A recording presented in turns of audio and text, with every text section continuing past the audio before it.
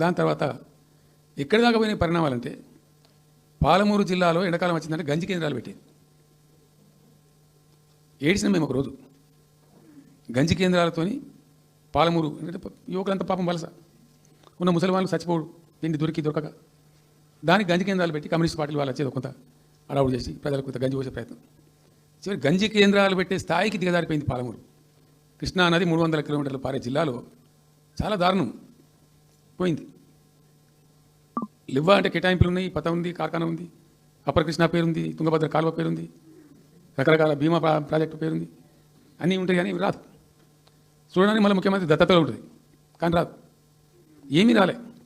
ఇంకా అందంగా ఈ ప్రాజెక్టులను నేను కూడా తెలుగుదేశం పార్టీలో పనిచేసిన కదా, ఈ ప్రాజెక్టులకు పెండింగ్ ప్రాజెక్టులను పేరు పెట్టిన టైటిల్ గొప్పతనంలాగా పెండింగ్ ప్రాజెక్టుల జాబితాలో వాటిని తోసేసి పాలమూరున బాగా అతికించారు. సరే రాష్ట్రం వచ్చిన తర్వాత జరిగింది ఏంది, టోటల్గా మేము సమీక్ష చేసుకున్నాం. గోదావరి అయింది, గొంగడి అయింది, కృష్ణ అయింది, మనకు రావాల్సిన వాటా అయింది, దగా జరిగింది ఎక్కడ, ఎట్లా సరిదిద్దాలా, ఎట్లా మన ప్రయాణం ముందుకు పోవాలా, ఏం జరగాలి అని ఆలోచన చేసినాం. చాలా తీవ్రమైనటువంటి మదన పడ్డాం. టాప్ ప్రయారిటీలో ఈ జిల్లా ఆదుకోవాలి. మనం అత్యంత భయంకరమైన కరువు ఉంది ఇక్కడ, కొంచెం లైన్లో పెట్టుకోవాలి. ఇప్పుడు మన సొంత రాష్ట్రం కాబట్టి